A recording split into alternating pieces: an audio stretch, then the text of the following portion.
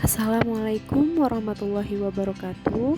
Perkenalkan, nama saya Syahla Nur Nadila dengan NIM 18620500001 dari Prodi PG PAUD kelas reguler A2 dengan mata kuliah Pendidikan Agama Islam 3 yang diampu oleh dosen Bapak Ade Sudarman MPD. Nah, teman-teman, pada video saya kali ini, saya akan membahas tentang pendekatan dan metode dalam studi Islam.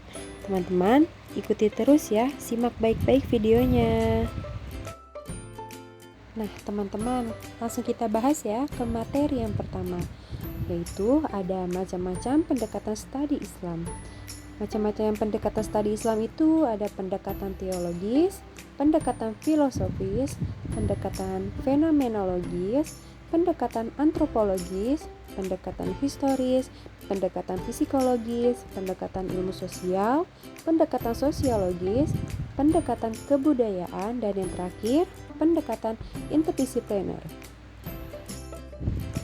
Nah, teman-teman, kita bahas satu persatu yuk tentang macam-macam pendekatan studi Islam. Nah, yang pertama ini ada pendekatan teologis. Teologi merupakan cabang filsafat yang mempelajari pengetahuan tentang hakikat Tuhan serta keberadaannya. Teologi sendiri berasal dari bahasa Yunani theos yang berarti Allah atau Tuhan, dan logis yang artinya ilmu teologi adalah ilmu yang mempelajari segala sesuatu yang berkaitan dengan keyakinan beragama atau ilmu yang mempelajari tentang Tuhan. Teologi membahas materi tentang eksistensi Tuhan dan Tuhan-Tuhan dalam sebuah konsep nilai-nilai ketuhanan yang terkonstruksi dengan baik sehingga pada akhirnya menjadi sebuah agama atau aliran kepercayaan. Nah, teman-teman, di sini pendekatan teologis terbagi menjadi 3 ya. Yang pertama itu ada teologi normatif apologis, yang kedua teologi dialogis, dan yang ketiga teologi konvergensi. Nah, teman-teman, kita bahas ke pembahasan yang kedua, pendekatan antropologis. Pendekatan antropologis merupakan salah satu upaya memahami agama dengan cara melihat praktik keagamaan yang tumbuh dan berkembang dalam masyarakat. Selanjutnya, pendekatan filosofis. Pendekatan filosofis merupakan studi proses tentang kependidikan yang didasari nilai-nilai ajaran Islam menurut konsep cinta terhadap kebenaran, ilmu, dan hikmah yang bersumber dari Al-Quran dan hadis. Pendekatan filosofis adalah pendekatan yang penilaiannya berdasarkan akal atau rasional. Ukuran benar dan salahnya ditentukan dengan penilaian akal dapat diterima oleh akal atau tidak. Selanjutnya, pendekatan sosiologis. Pendekatan sosiologis adalah salah satu upaya memahami agama dengan cara meningkatkan kemampuan manusia untuk menyesuaikan diri atau beradaptasi dengan lingkungan sosialnya agar pola pikirnya berkembang dan mengalami evolusi yang menyebabkan perubahan sosial masyarakat baru dan terciptanya tingkat integrasi lebih besar. Pendekatan interdisipliner. Pendekatan interdisipliner adalah kajian dengan menggunakan sejumlah pendekatan atau sudut pandang dalam studi. Misalnya menggunakan pendekatan sosiologis, historis, dan normatif secara bersamaan. Pendekatan psikologis. Pendekatan psikologis adalah paradigma cara pandang dalam memahami agama dengan mempelajari jiwa seseorang dengan cara melihat gejala perilaku yang dapat diamati. Dalam Islam banyak sekali penggambar batin seperti iman, takwa kepada Allah Subhanahu wa Ta'ala.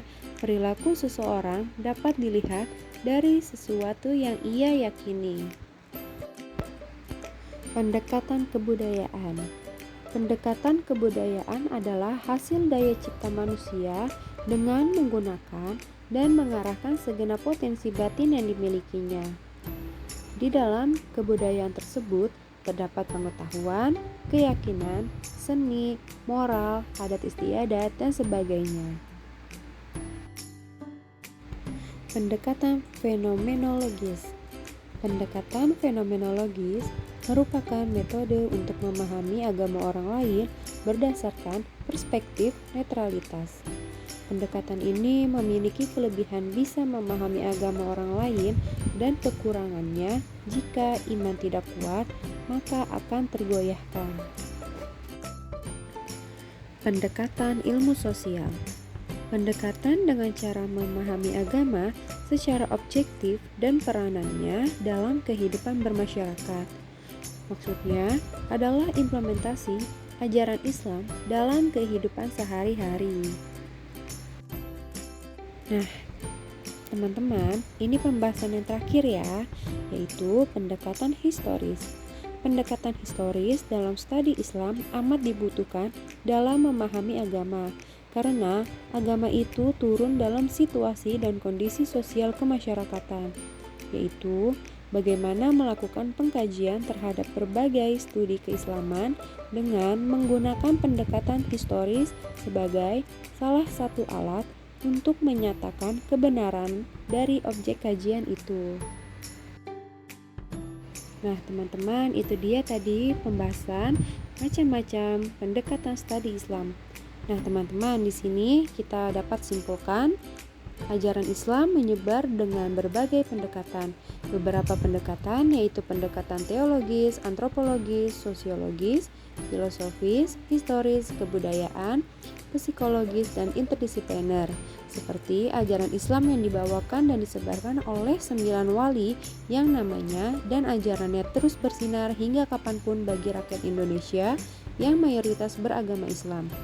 Ajaran Islam tersebar melalui proses teori dengan berbagai metode yang dirasa cocok jika diterapkan di negara Indonesia dan praktiknya masih terus berlanjut hingga saat ini.